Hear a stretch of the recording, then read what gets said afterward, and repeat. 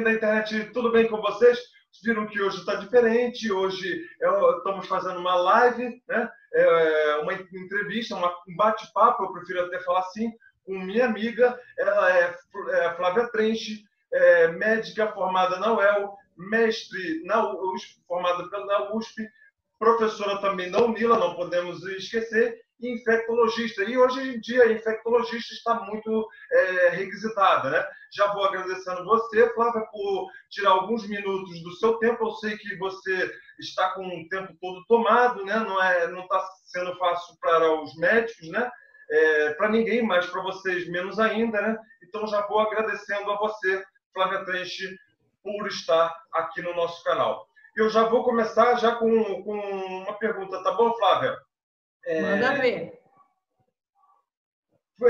Infectologista, primeiramente eu gostaria que você falasse um pouco mais sobre essa ciência que você escolheu como profissão e o que a levou a escolher justamente infectologista. Legal. Bom, então assim, a infectologia, ela é uma especialidade médica, tá?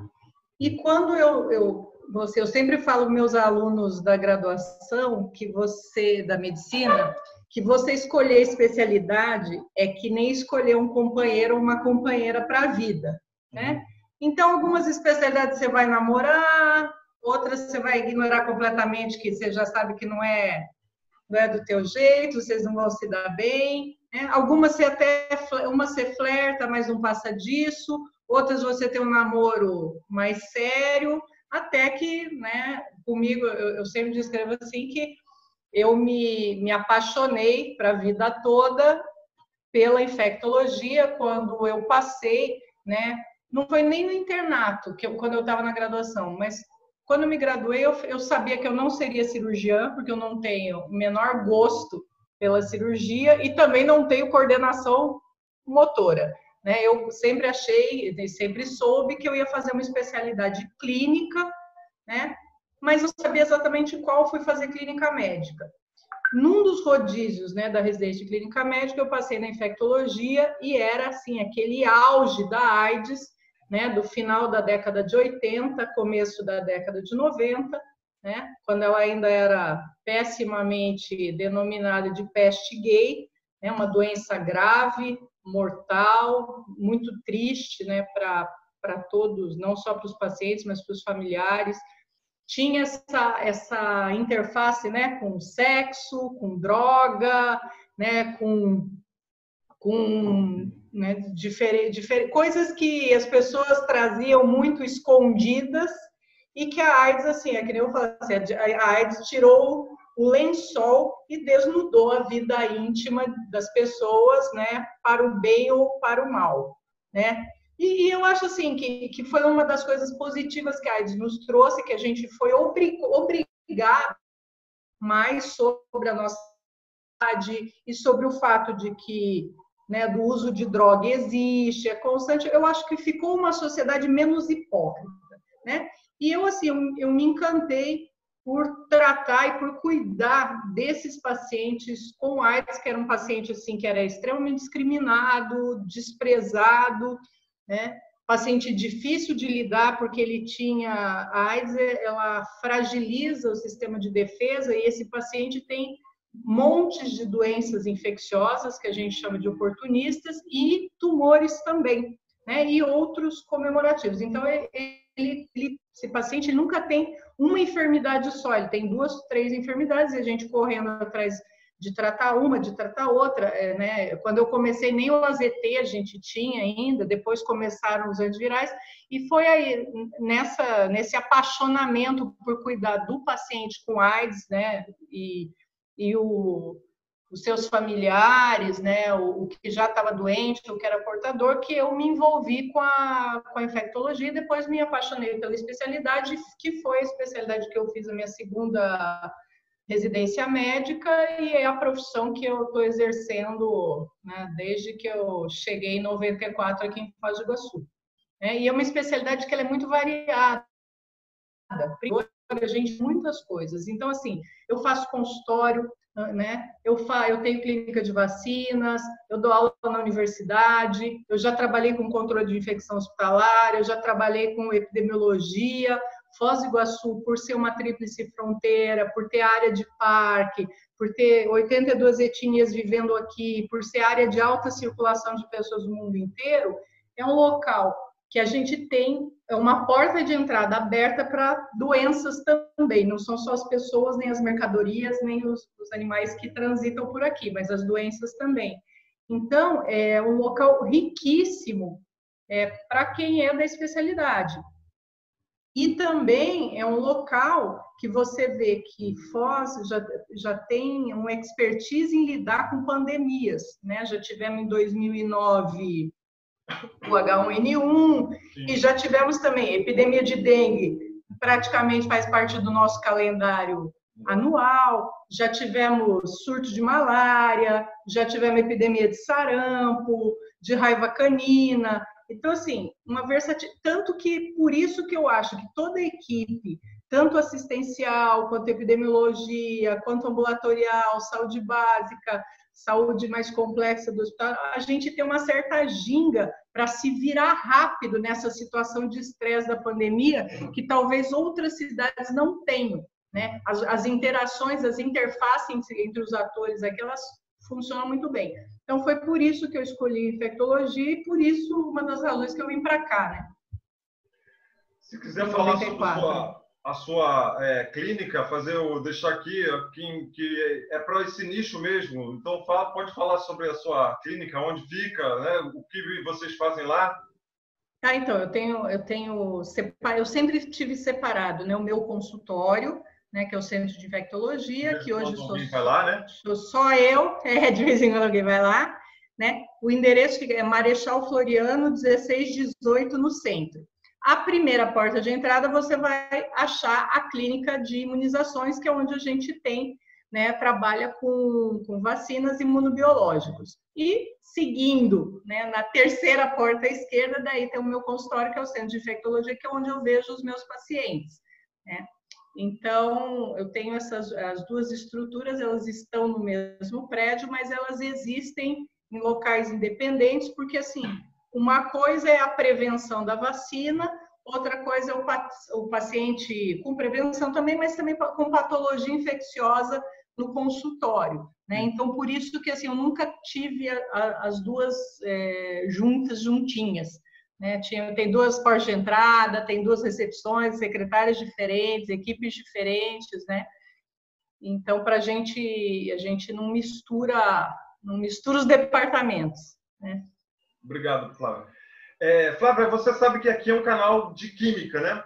Sim, senhor. Teve alguma importância na sua formação? Então, assim, eu sou meio multifunção. Eu sou uma pessoa da biológica meio alternativa, porque eu gosto das matérias de humanas e gosto das matérias de exatas, né? E gostava de química em química. E dentro da medicina, daí a gente vai para uma vertente, né, que é a química da vida, é a bioquímica, que ela explica, né, muitas coisas, muitos dos fenômenos que acontecem no organismo normal, né, e no organismo doente. Ela é uma das ciências básicas para você construir o que você vai conhecer, daí reconhecer como fisiologia, que é como o organismo em seus diversos sistemas e órgãos funciona, para depois dar um passo adiante e compreender o que é fisiopatologia, quando ele funciona no modo doente, né? E a bioquímica vamos dizer assim, a base, né, desse alicerce que você vai construindo com vários saberes. Eles não são saberes em separado, né? Hoje, mais ainda com as diretrizes curriculares nacionais, a gente não tem aquela divisão tradicional que tinha na minha época de faculdade, que era a área básica, a área clínica e o internato médico, que era o treinamento em serviço. Hoje, a gente já leva o aluno praticamente desde o primeiro dia de aula para ter contato com o paciente. Claro que cada um vai no seu nível, né?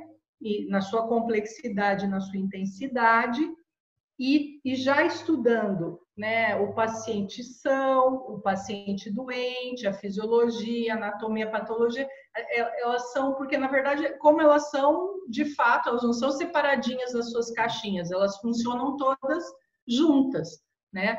Então, é assim que a química tem, e depois ela vai ter base na parte da farmacologia, né, muito intensamente, né? Temos um gato participando da live aqui. Bom, isso é bom. E daí, assim, então, o tratamento. Por que você dá um medicamento por via oral? Por que você não pode dar? Porque outro vai pela veia, né? Por que outro, assim, se você fizer pela veia, você vai causar um dano danado no paciente? Por que tal medicação dilui em soro fisiológico, outra em glicosado, outra em água destilada, né? Outros tem que proteger da luz, né? Uns você pode tomar com leite, outros você não deve tomar com leite. É aquela história, posso tomar com álcool, não posso tomar com álcool. Né? Então, tem várias coisas que daí, né, o que eles estão aprendendo hoje, né, no ensino médio e no ensino fundamental, vão ter essa demanda, não só na medicina, mas nas várias áreas da biologia, né? Tá bom. Flávia, vamos ser sinceros, você romantizou um pouquinho essa sua resposta, né? A minha Roma do quê? Da infectologia? E vou ser sincero, eu gostaria muito de ter estudado desse jeito. Eu também estudei na química, né? Eu sou graduado em química, eu estudei em caixinha, né? Agora você vai estudar química orgânica. Agora, química inorgânica. Agora você vai estudar fisicoquímica. Agora você vai estudar, enfim, você estuda em caixinhas. Assim, do jeito que você falou, é maravilhoso, mas foi romantizado, né? Agora, não é, na verdade, assim, hoje é como funciona na graduação de medicina. Sim, né? sim, hoje existe. É maravilhoso. Só lembrando aqui, para quem não sabe, o NILA, né? Universidade Pública Federal aqui de Foz do Iguaçu, não é isso, Flávia? Senhor. Federal da Integração Latino-Americana. Metade dos nossos alunos são brasileiros e outra metade da Latinoamérica, o que é uma experiência, assim, tem sido extremamente gratificante como docente, ter essa mescla, né, de alunos vindo de vários países, né, não só lidar com isso, né, diferença de cultura, diferença de idioma, né, o lidar com eles, assim, eu brinco com meus alunos brasileiros, assim, que eu trocava tudo deixava só latino-americano, que eu falo assim, que eles são mais resilientes. O brasileiro, ele é mais mimizento, eles ficam bravos quando eu falo isso, mas é verdade. Eu não sei se porque ele já sai de uma pessoa que já sai do seu país, né, e se dispõe a fazer uma graduação num outro país, e num outro idioma, já é uma pessoa que, né, já tem um extra atrás dela de resistência, de coragem, né, e de vontade. Então, talvez isso torne a minha amostra viciada. Sim, e assim, ele provavelmente não aqui é o vestibular, lá não sei como é que é para eles. Daí tem vários sistemas, né? Sim. Agora, Flávia, sem romantizar, na concepção hoje que os alunos fazem um vestibular e se questionam, né? Sabendo que aqui é um canal de química, né? Por que estudar química se escolhermos a medicina como profissão? Então, assim, porque vai ter aplicabilidade direta, né? Não só durante a graduação, mas mais ainda quando você for praticar a medicina. Porque, assim, você vai entender razões de certos fenômenos, por que certos fenômenos orgânicos acontecem, por que certa medicação age num paciente e não age em outro, ou age, né, se você administrar de um determinado jeito e de determinado outro. Você não vai fazer a coisa assim, dá essa medicação, não sei lá eu por que está dando, sei lá eu por que dá assim, sei lá por que... Você conhece o fundamento e a razão daquela sua atuação, né? Então, você não fica um tarefeiro simplesmente seguindo aquela aquela doutrina, aquele protocolo ali, mas se pergunta, tá, fião, mas tu sabe por que que você está fazendo isso? Ou por que que tal paciente você tem que usar tal medicação, ou tal conduta, né? Ou tal nível de oxigênio para o paciente é muito, outro é pouco, pressão tem que baixar, mas baixa assim, baixa assim. Então, assim, você fundamenta o ato médico, o ato profissional, né? Você se torna um profissional mais rico, mais capacitado, né? E torna, inclusive, o teu exercício profissional mais interessante, porque senão você fica ali sei lá, um bonequinho reprodutor, vira uma linha de montagem, você vai seguindo ali, botando a pecinha, não está sabendo nem por quê. Então, eu acho assim, que não só a química, mas a outra área básica, ela te dá o quê?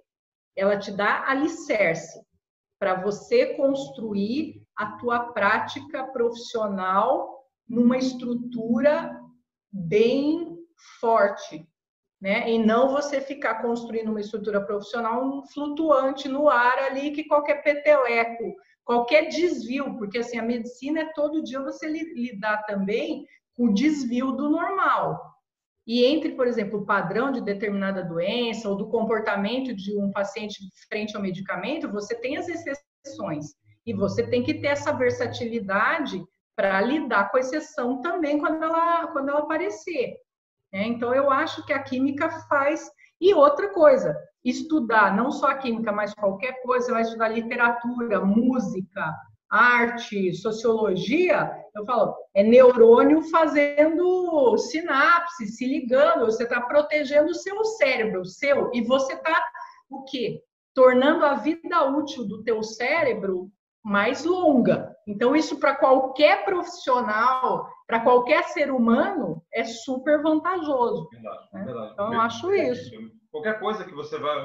Não, qualquer coisa, né? Então, assim, vai conversar com alguém, vai aprender um idioma novo, vai fazer tricô, vai pintar uma tela. Eu sou assim, vai dançar. Eu sou muito fã da arte, né? Das diversas artes como forma, não só de manifestação individual, mas de transformação da realidade e assim, de potencializar o teu aprendizado para matérias, vamos dizer, mais convencionais, mais ortodoxas, ou como eles fazem, as ciências mais duras, né? Então, assim, o cara pode ser de exatas, ele é engenheiro civil, mas ele dança.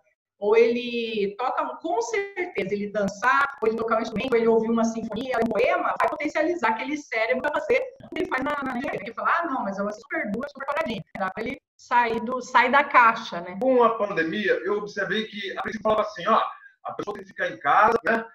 Completamente em casa, e só vai para o hospital por um tempo. Aí depois, não, ó, você agora vai para o hospital, vê como é o seu caso, né?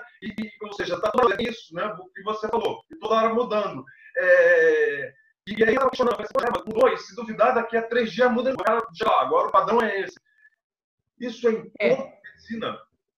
Não, assim, pandemias são situações absolutamente especiais, mesmo dentro da medicina e mesmo dentro da infectologia e da epidemiologia, que são as áreas mais diretamente envolvidas com essas conduções, né? Então, assim, a pandemia implica, né, nessa infecção de autoconjunto, é uma epidemia em nível mundial, tá? E com em relação ao SARS-CoV-2, que é o vírus causador da doença COVID-19, a gente tem uma outra questão, que esse vírus é um vírus absolutamente novo entre humanos, né? Então, se a gente considerar os reportes da China, provavelmente são um pouco anteriores, né? Que o vírus fez o salto do morcego para o humano e começou a ser transmitido de humano para humano, mas vamos colocar lá novembro como tendo sido o início. Então, assim, a gente tem, né, 7 meses, 8 meses desse vírus na face da Terra. Então, a gente está aprendendo, é aquela brincadeira que a gente fala, a gente está dirigindo o carro e ao mesmo tempo que está trocando o pneu furado, tudo ao mesmo tempo. Então, vem essa impressão, que é uma impressão do leigo, mas não é só do leigo, é uma impressão nossa, que é diretamente envolvido disso. Eu participo de 2 grandes grupos de infectologistas no WhatsApp. Um de todos os infectologistas que se formaram na Universidade Estadual de Londrina. Então, desde a primeira infectologista, que hoje está em Belém, até os residentes que estão cursando agora infectologia na UEL, né? A gente tem esse grupo.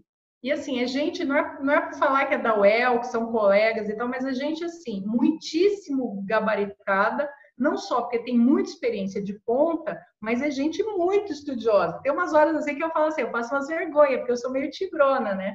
Meio broncona nas minhas abordagens. O pessoal, assim, tem raciocínios refinadíssimos. E assim, gente que tem renome internacional, é uma coisa muito legal. Bom. E até para a gente tem essa mesma sensação. Por quê? Porque o que fala hoje, daí semana que vem, fala, esses caras não sabem. Não, é que a gente está aprendendo a todo dia e o vírus, ele tem demonstrado uma cara e uma cor muito particular em cada país, a depender das atitudes que cada país toma para recepcioná-lo ou para bloquear a sua entrada. Então, nós temos países que tiveram pandemias devastadoras, como foi o caso da Itália, né, que ficou mais emblemático, mas se você for ver, na Espanha também não foi fácil, na Inglaterra não está sendo fácil, na França, né, os Estados Unidos, né, né, o grande irmão do Norte está aí apanhando com a pandemia. E nós temos outros países menores e que se prepararam de uma outra maneira, como Singapura, como a Coreia do Sul, como o Estado de Israel, e que tiveram abordagens assim, muito firmes, muito técnicas, né, ancoradas em exames maciços, em isolamento maciço, em vigilância de que esse isolamento rigoroso fosse mantido pelas pessoas positivas e seus comunicantes, e eles conseguiram até conciliar a pandemia no território deles com as aberturas, claro, com ressalvas de comércio, de escola, né, e coisa e tal, mas assim, um serviço de vigilância epidemiológica ativa, indo atrás dos casos, e indo atrás dos positivos, e se tinha um caso positivo, eles iam bloquear, iam atrás de todas as pessoas que aquele indivíduo tinha tido contato, né? E enclausurar mesmo os pacientes. Em Singapura, eles chegavam a um requinte, né, de monitorar a pessoa doente por internet, a pessoa eles aleatoriamente apareciam lá na tela atrás da pessoa, a pessoa tinha que mostrar que estava em casa. Caso ela fosse descoberta fora de casa, dentro do período de isolamento, ela ganhava uma tornozeleira eletrônica. E caso ela rompesse de novo o isolamento, ela ia para a cadeia, porque em Singapura eles não conversam muito, né?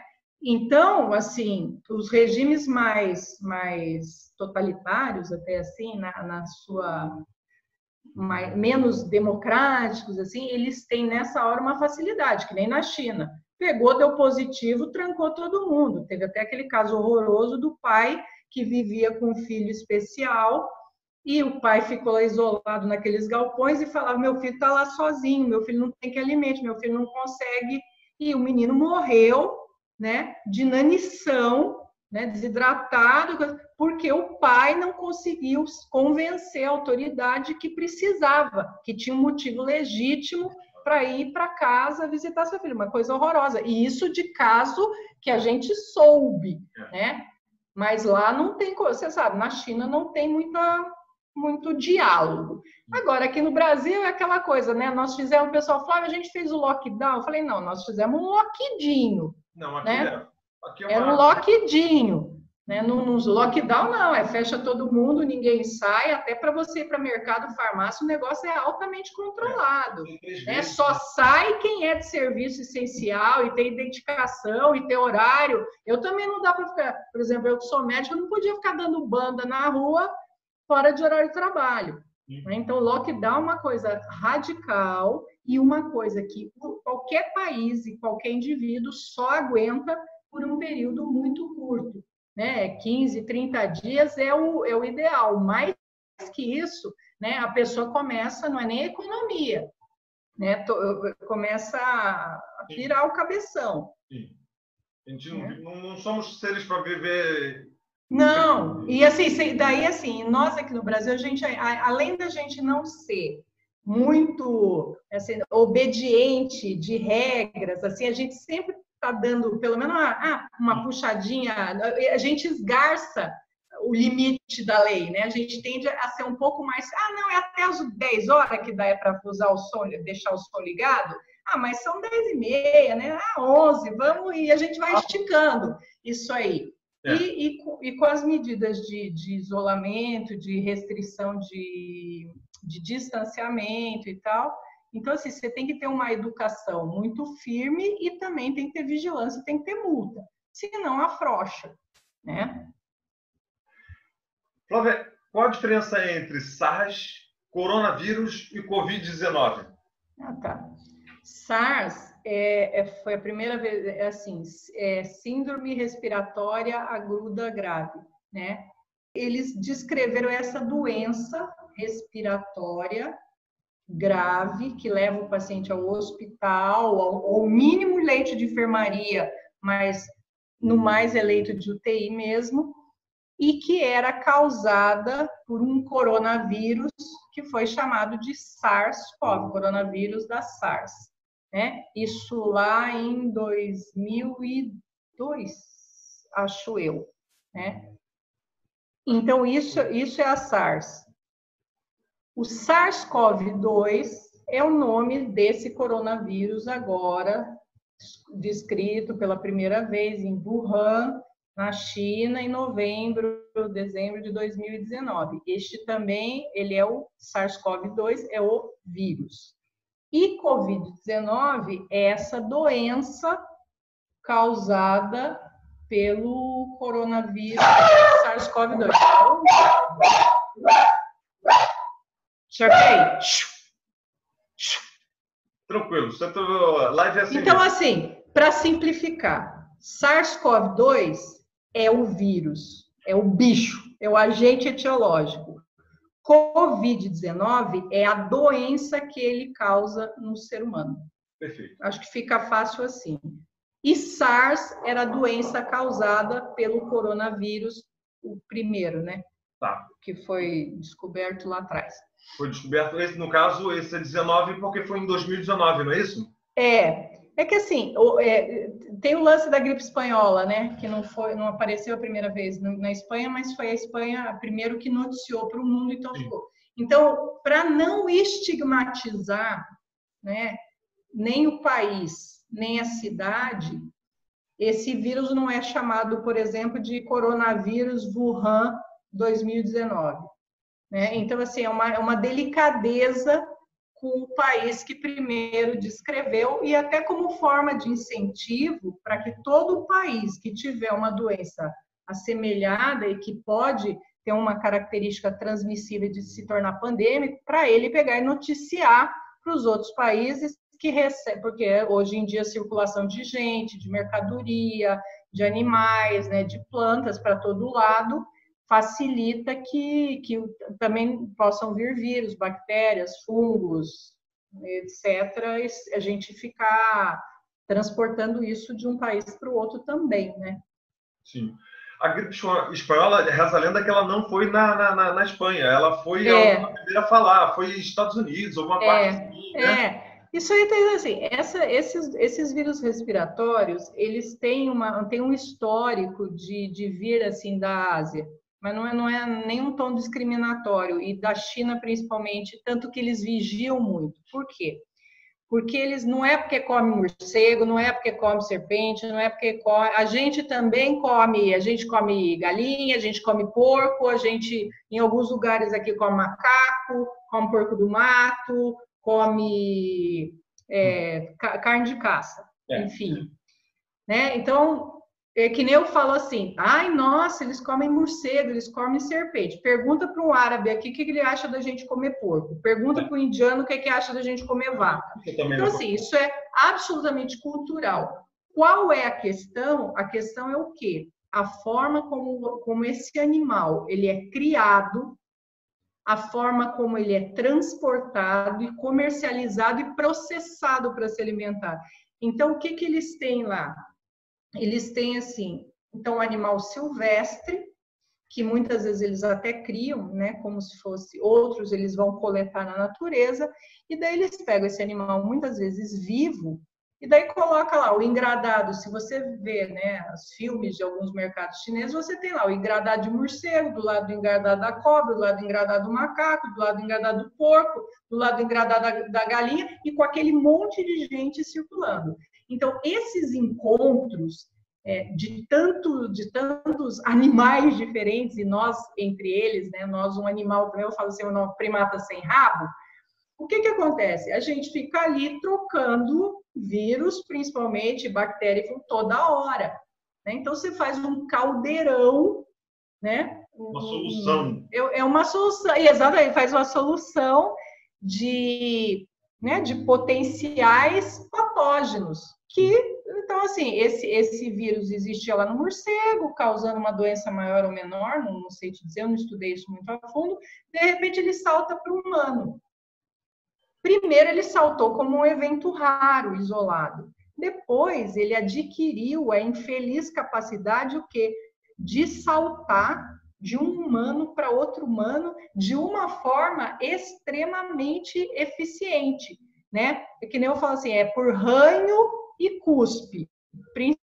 Então, é espirrando, tossindo, futucando o nariz e a boca, e depois colocando a mão na superfície, daí o outro vai lá, bota a mão na superfície, cutuca o olho também. É assim que a maior forma de transição é essa. Por isso que a gente precisa estar distante 2 metros da pessoa, porque o espirro, por mais poderoso, não alcança tudo isso, né? Por isso que a gente cobre o nariz e a boca, que são os grandes emissores de vírus, né? E por isso que a gente protege o olho também, né?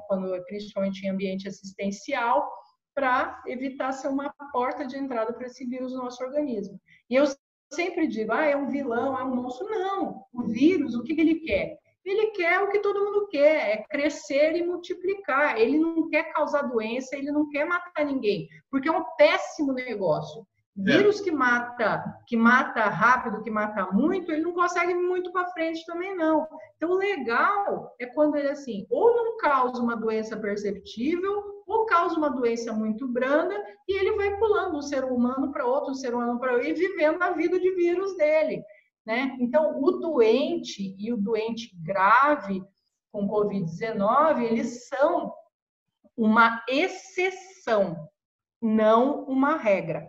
A maioria dos seres humanos vai ter uma doença muito leve, com sintomas muito leves ou sintomas ausentes. Aí o pessoal fala, nossa, mas se é tão leve em tanta gente, por que está esse sururu todo? Porque como ele não é um vírus que a gente conhecia, então, assim, nenhuma parte da nossa população tinha um mínimo de defesa contra eles. Então, quando ele adentra uma cidade, um país, e você não toma as devidas medidas, ele acomete 100% da população. Então, você imagina aí, vamos supor 100% de Foz do Iguaçu, 250 mil habitantes, né? Vamos supor que 10% tenha uma doença que precise assistência, então 25 mil pessoas. Vamos supor que 1.000 dessas só vão ter doença grave, né? Com tudo que a gente fez, com tudo que a gente aportou de recurso, nós temos o quê? Nós temos 30 leitos UTI ali no municipal para dar conta da cidade de Foz do Iguaçu e da 9ª Regional de Saúde. O Costa Cavalcante acho que tem mais 13, mas vamos botar lá. Temos lá uns 40 leitos que podem ser transformados em leitos de UTI, com respirador, com equipe, porque o UTI não é só botar o leito, o cara deitado e o respirador. Tem milhões de coisas, são 5 funcionários para trocar um leito de UTI, tá? Essa é a média, em média, né? Aliás, desculpa, um leito hospitalar são 5 funcionários de UTI, é mais. Funcionário a gente coloca o médico, o enfermeiro, o auxiliar, o técnico, o pessoal do laboratório, o fisioterapeuta, o odontólogo, a moça da limpeza, o tio da copa, né? O pessoal do... Sim, é bastante gente. Então, não é só, vamos fazer respirador, vamos fazer não sei o que lá. Pegar um cara ali e pronto. Não, né? Não, e outra, não cata um médico ali que nunca, que a gente brinca no nosso grupo de docentes, que a gente tem ortopedista, tem psiquiatra, tem obstetra, e daí a gente fala assim, vocês vão ter que entubar, a gente vai ter que fazer escolinha para vocês entubarem, né? Fique em casa, senão o ortopedista vai te entubar. Né? Por quê? Porque assim, é um treinamento específico de quem trabalha em urgência e emergência ou terapia intensiva, né? Então, por exemplo, eu faz muitos anos que eu não trabalho em terapia intensiva. Eu tenho muita noção de paciente grave, mas, por exemplo, manejar esses ventiladores ultraprocessados novos que têm multiparâmetro, esses monitores multiparâmetros, eu não tenho vivência disso. Eu vou ter que me atualizar, mas eu tenho uma boa base de paciente grave, né? Agora, tem especialidade, por exemplo, dermatologista faz muitos anos que nunca viu um paciente grave ou de terapia intensiva, né? Então, tudo isso tem que ser visto. Por isso que a gente fala, imagina aí, em Foz do Iguaçu, 1.000 pessoas adoecem todas de uma vez e você tem 40 leitos de UTI para ofertar. O que você faz com as outras? Com as 960 que ficaram sem leito? Então, esse é o problema, né? A maioria das pessoas vai ter infecção leve, mas a gente tem que segurar essa doença de forma que os pacientes graves venham aparecendo aos poucos. Eu sempre digo assim, nós não queremos pagar esta conta, nós queremos pagar essa conta carnê das Casas Bahia, um pouquinho cada mês. Vai demorar mais para a gente sair disso, mas a gente vai conseguir atender da melhor forma a maior parte das pessoas que tiverem doença grave, né? Porque o que a gente quer prevenir morte, né? Porque assim, a morte, você fala lá, tem 3 mortos na cidade, só tem 3 mortos.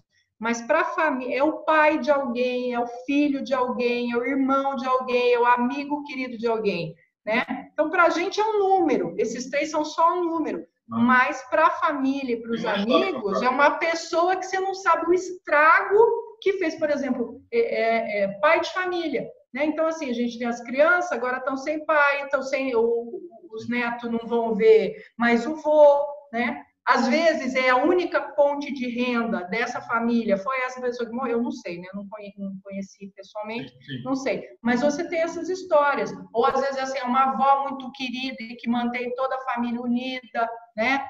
A gente não sabe, então a gente tem que fazer o máximo possível para quê? Para proteger os nossos vulneráveis e em eles adoecendo, a gente tem que poder dar a melhor e sobreviverem e voltarem para casa. Quem ferrou a economia não é o lockdown, não é o fechamento, não é o pessoal da saúde. Quem ferrou a economia foi o vírus. Porque, assim, quem que tem coragem hoje de fazer grandes planos de grande consumo? Mesmo quem é, você que é professor, eu que sou médica, nós somos profissões essenciais, nós continuamos trabalhando, continuamos recebendo. Mas a gente está o quê? Apertando o cinto no máximo, né? Eu tenho, assim, a minha empregada está na casa dela e eu estou ali, juntando dinheiro para cada semana eu dou um pouquinho para ela não precisar vir trabalhar e também não largar a família dela morrendo de fome, mas também não expor ela a adoecer, né? Convivendo aqui comigo. Né?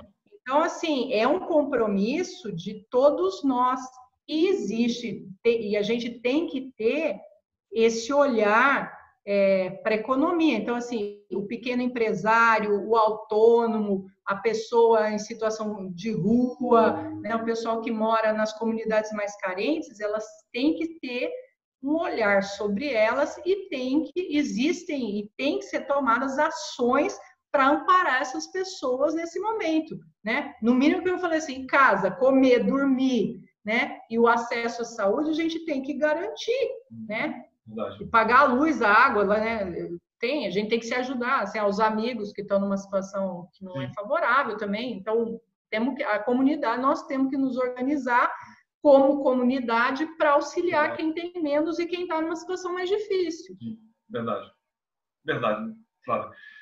E assim, como você tinha falado de outros totalitários, mas também assim, eu vejo outros países que têm um líder, né?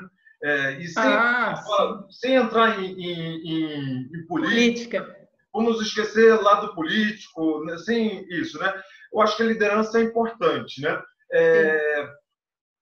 Tem alguma coisa assim que nós, como sociedade, podemos fazer para diminuir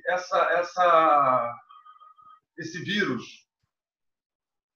Eu acho assim que a primeira coisa, falando como sociedade brasileira, a primeira coisa que deve ser feita por cada um de nós, intensamente, é que a gente perceba o desafio, né, e o perigo que estamos todos, 100% da população brasileira, independente de coloração política, de idade, de etnia, de identidade sexual, de cor da pele, estamos todos no mesmo barco e precisamos remar para o mesmo lado. Não é uma disputa de Copa do Mundo, não é Fla-Flu, entendeu? Não é guerra de bairro, guerra de cidade. Isso nós estamos todos juntos. É vida real. Nós precisamos parar de ficar nos dividindo por assuntos que nesse momento não são prioritários, não são essenciais, e temos que nos dedicar, cada um na sua função, no seu papel, a tomar atitudes que nos permitam atravessar essa crise de uma forma mais serena, mais ordenada e mais amparada por dados e pela ciência. Sim. Quer brigar, quer bater boca, guarda todas as bateção de boca, todas as raivas para depois da pandemia. Agora é um momento que a gente precisa de união, porque nós temos, se quer definir assim, nós temos um inimigo em comum e nós temos propósitos comuns para esse enfrentamento.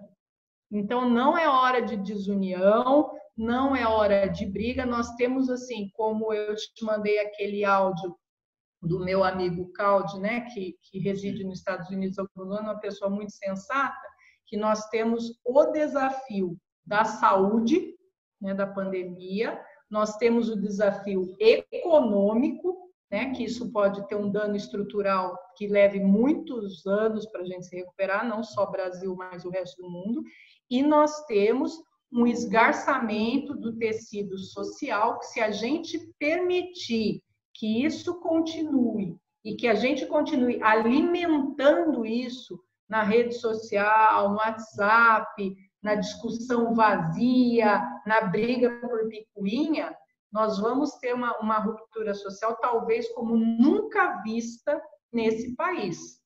Então, eu acho que cada um tem que pensar, né? Pensar suas atitudes, porque assim, mas sou só eu falando tal coisa. Não, cada um senta hoje, pensa direitinho o que está fazendo, que postura que está tendo, e que se torne não parte do problema. O problema já existe, é claro, ele está posto para todos nós. A gente tem agora que trabalhar para ser parte, cada um, da solução. Verdade. Não do problema. Eu falo isso para os meus alunos da Nolina. Gente, é para a gente ser parte da solução, não parte do problema. Não estou falando que é para negar o problema. O problema existe, é esse, é aquele. Vamos tomar postura, vamos enfrentar, qual que é a melhor atitude, vamos atrás. Né? Como a gente fez todo momento em Foz do Iguaçu. Acho que Foz do Iguaçu tentou e tenta exemplarmente conduzir esse processo com o máximo de serenidade, né? Acho que a gente está tendo, assim, uma atitude bem exemplar.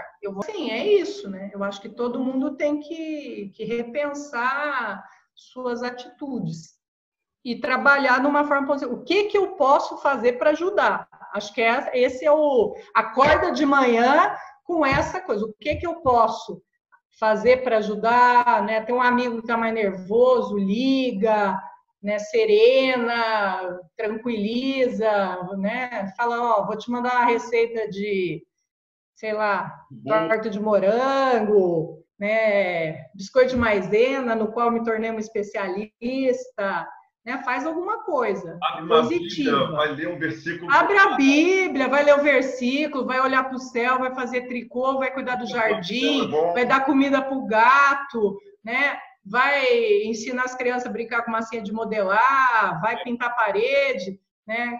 Como diz o, né? Vai capinar um jardim, né? Também é bom. Sim, vai fazer alguma coisa positiva, né? Não fica se loqueando, né? Ou então, se estiver loqueando, o município oferece o serviço de acolhimento por telefone e presencial. Tem várias, né? Tem várias amigas psicólogas que estão envolvidas, pessoal da Uniamérica também, pessoal do município, oferecendo isso gratuitamente. Tem o número, pega o telefone, pá.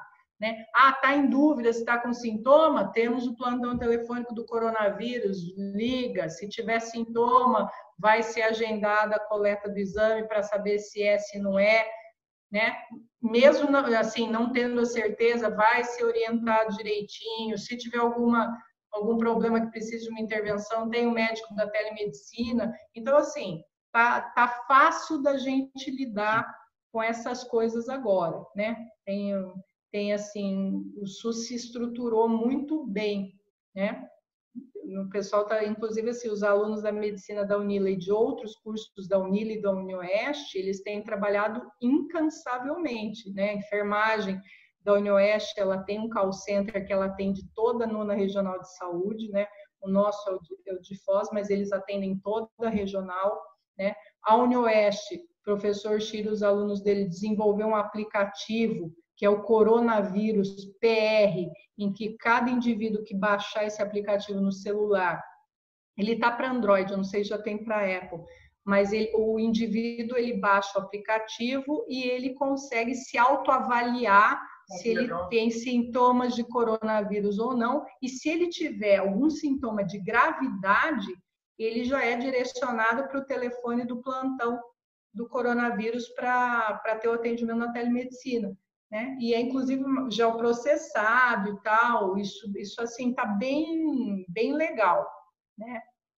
Então assim a própria pessoa pode se acompanhar antes até de entrar em contato. O laboratório de biologia molecular que era da Unila estava todo montado, ele foi trazido ali para o hospital municipal, onde é feito as RT-PCRs, que são os exames padrão ouro para identificar coronavírus em paciente com sintoma, tá, gente? Paciente sem sintoma, a gente não colhe exame, tá bom? Paciente assintomático é um problemão você colher exame, interpretar esses exames, então, assim, a gente mantém só colhendo de pacientes com sintomas e pacientes sem sintomas só em situações muitíssimo especiais e basicamente é para esse inquérito sorológico que é feito na cidade cada 15 dias, para saber como é que o vírus está rolando ali na população. Isso. E assim, Foz tem 257 mil habitantes e nós temos 2 laboratórios de biologia molecular. Um é o Centro de Medicina Tropical, né, que é da Itaipu, que atende a Regional de Saúde. O outro é o da Unila, que está dentro do Hospital Municipal. Então, assim, cidades maiores que nós não têm 2 laboratórios atendendo o público do Sistema Único de Saúde, tá? E também não tem fazendo inquérito da população cada 15 dias, como o Foz tem. E desenvolvendo, inclusive, novos métodos de diagnóstico. O professor Kelson da Unila está fazendo para a gente ter o ELISA, que é um exame melhor do que o teste rápido, que é por imunocromatografia. Então, assim, tem várias iniciativas. A Unioeste, por exemplo, está desenvolvendo, eu falo assim, é um robozinho, ele parece o Darth Vader com raio UV para esterilizar o ambiente. Eles estão testando, eu falei assim, eu já estou lá no pé do professor Chiro para ele doar para o para o municipal. Ele já doou a caixinha que a gente pode usar para esterilizar as máscaras N95, está lá na Comissão de Controle de Infecção do municipal para eles testarem, validarem e liberarem para uso. Então, assim, tem várias parcerias. O pessoal da Itaipu, Unioeste, Unila, alunos, né, e professores e funcionários estão unidos também, PTI, tudo para fazer. Eles estão fazendo com essas impressoras 3D, eles estão fazendo aquela face shield, estão fazendo laringoscópio, estão fazendo clipe, né, para a gente colocar no tubo, né, na hora de entubar o paciente, não ficar fazendo aerossol e proteger a equipe assistencial. Então, assim, tem milhões de parcerias, né? Tem o pessoal dos voluntários dos Pro-Heróis que ajudam, né? O pessoal lá do Tetris doou cama para os alunos que ficam fazendo plantão noturno lá no hospital, quando querem dar uma esticadinha ali, tem plantinha, outro manda pizza, tem muita gente envolvida e ajudando, outros, né, envolvidos com essas comunidades mais carentes, para levar comida mesmo, né, comida, artigo de limpeza, artigo de higiene, né, vocês participaram, né, de uma intervenção até lá com o pessoal lá da comunidade ali do cemitério e tal, enfim. Então, assim, eu acho o iguaçuense muito generoso, não só né, Iguaçu, e muito Iguaçu, unido. Sim, no Brasil inteiro, mas é que eu estou falando de Foz do Iguaçu porque eu conheço. A USP, Rio de Janeiro, tem as universidades. As universidades estão trabalhando, a Fiocruz está trabalhando incansavelmente. Exatamente, eu tive a oportunidade incansavelmente. de Fiocruz, lugar fantástico, tem gente que não sabe o que tem lá dentro, é um lugar que fantástico, lá se produz um montão de coisas, os caras trabalham firme, são bons, eles não são amadores. Eu já vi um curso deles falando assim, ó, a gente, quando você falou assim, a gente não faz coleta, eles chegam assim, ó, eles também não fazem coleta, e jornais às vezes criticam, eles falam, nós não podemos ser amadores. Amadores, nós não, eles são às vezes até que grossos, mas eles falam isso, né? Isso em todo o Brasil, os centros de pesquisa estão fazendo trabalhos fantásticos. E assim, as equipes de saúde lá que nem eu falo assim, os profissionais, por exemplo, Gari, pessoal da limpeza pública, que é um serviço essencial, super exposto, estão aí, né? O pessoal, eu falo assim, pessoal da cozinha, da lavanderia, da recepção, segurança pública, os professores que estão trabalhando dobrado, né? Os pais que estão com as crianças em casa, todo mundo está dando sangue. Eu falo assim, está todo mundo, né, de uma forma geral, claro que a gente tem aqui ali um comportamento negativo, egoísta, mas isso tem sido a exceção.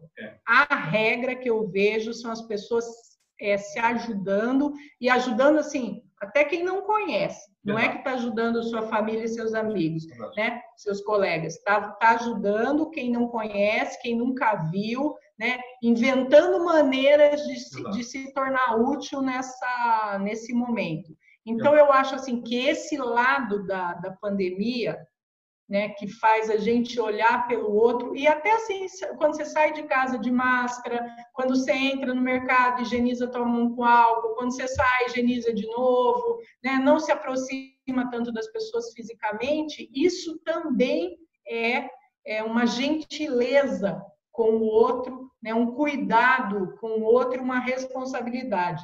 Né? Eu fico assim, o pessoal às vezes fica, onde vamos fazer? Eu falei, não posso sair de rua para festa, para coisa, quando eu digo que as pessoas têm que chegar e ficar em casa. Né? Então, assim, eu saio para trabalhar, para ir para o mercado, às vezes para ir para a farmácia. Né? Não fico... A minha filha está trancadinha também, eu acho que ela saiu um dia que a gente foi assim, um dia comprar uma feijoada e voltou. Foi o passeio que ela fez dentro do carro. Né? Então, assim, é uma responsabilidade de cada um, né? Como cidadão, né? Consigo mesmo e com o outro, né? Se não acontecer uma brincadeira que você fala, então o cara tem que ter papel tesoura para quem vai ficar com... Isso a gente tem muito medo. Isso, assim, não façam isso, não obriguem né, o profissional de saúde a ter que fazer essa escolha de sofrer. Né? Triste, porque né? nós não né, fizemos nosso juramento, não estamos propostos, a nossa profissão de saúde, para ter que escolher quem vai viver, quem vai morrer. Né? Então, assim, as pessoas levem realmente a sério, é uma situação séria e que demanda cuidado de cada um. E a gente não pode ir lá agarrar a pessoa que está lá na zoeira, ou se reunindo, ou visitando a pessoa de risco, assim, de forma aleatória, mas que as pessoas estejam cientes. Toda vez que você rompe o isolamento, você está favorecendo o serviço do vírus. Né? Então, assim, você sair de casa e foi para a saúde essencial, você está possibilitando ao vírus circular e, eventualmente, atingir uma pessoa que você gosta muito.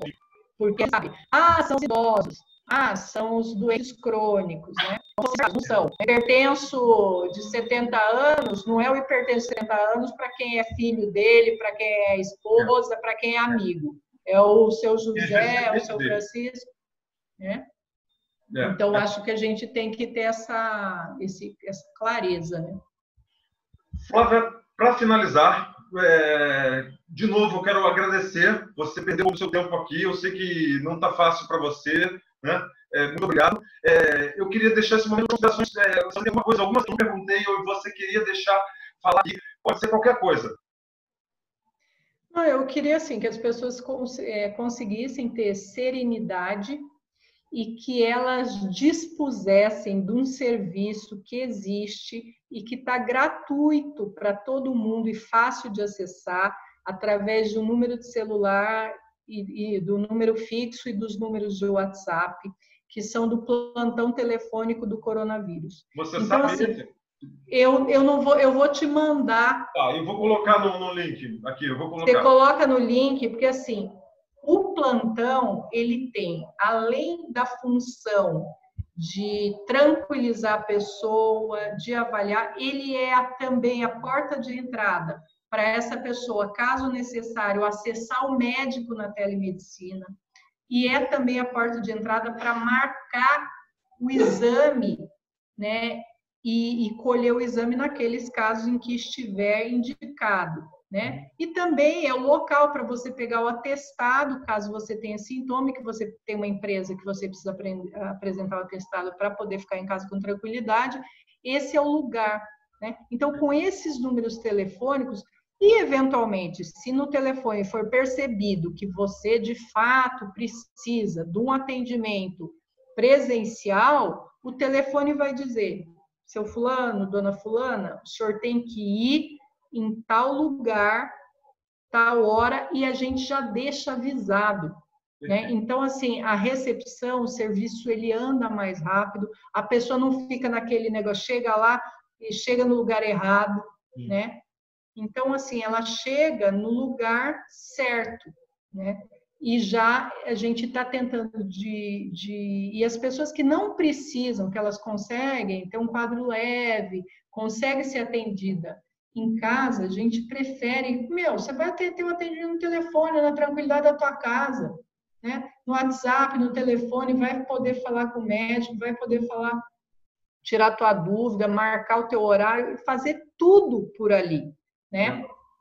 E se precisar, vai se dirigir ao serviço de saúde, que o serviço de saúde vai estar para te receber também. Mas daí você já vai direcionado, você não fica batendo cabeça, pingando para cá e para lá e correndo o risco de repente, você não tem coronavírus e você vai entrar numa sala de espera que está lotada e daí você pega a doença. Você nem pode fazer isso e você nem pode também, às vezes você está com uma outra coisa que tem um potencial de gravidade e você está se enrolando em casa de medo de ir para o serviço, então pega o telefone e liga para a gente, que daí a gente dá orientação, se é para acalmar, a gente acalma, se é para mandar colher exame, manda, se é para mandar para o médico, manda. Então, ali é o local para você demandar atendimento. E tem funcionado, não é porque são meus aluninhos e os outros docentes e residentes, mas tem funcionado brilhantemente. Foz do Iguaçu deve demais aos residentes, aos médicos, estudantes de medicina, estudantes de engenharia, da ciência da computação, pessoal da ecologia, pessoal de dados, né? Enfermagem da Unioeste, muitíssimo. Pessoal da Química que está fazendo álcool. Pessoal da Química que está fazendo álcool, exatamente. Não, tem zilhões de... Eu esqueci com certeza de boa parte das pessoas. PTI, Itaipu, todo mundo, pessoal do laboratório, tá todo mundo... Pessoal do SUS, 100%. E pessoal da UBS, da UPA, da psiquiatria, da ginecobstetrícia, porque as pessoas continuam nascendo, as pessoas continuam surtando, as pessoas continuam infartando. Essas pessoas também que não estão no atendimento direto dos pacientes Covid, mas estão atendendo as outras coisas que vão acontecendo paralelamente. Dirigindo o carro e trocando pneu. É verdade. Eu, assim, há 2 semanas atrás, eu conversei com um psicólogo, gente boa, também colega seu da Universidade do Rio de Janeiro, lá também, e ele também estava trabalhando, ele falou sobre isso, não sei se você viu no canal, né? E ele estava cuidando das pessoas pelo telefone, né? Cuidando justamente que as pessoas, às vezes, enlouquecem, né? Às vezes... Totalmente. Surtam, né? Então, isso tem que ser cuidado, né? Não sei se você viu, quem não viu, assista aqui, que é bem bacana, um cara altamente qualificado, Crisóstomo, e uma pessoa boníssima, uma pessoa gigante, né? Flávia, mais uma vez, muito obrigado pelo o que é de prático, né? Se inscreva no canal, ative no sininho, coloque nas suas mídias sociais, porque sem química não rola. Valeu! Não rola. Obrigada, convite. Sempre às ordens, sempre alerta. Valeu.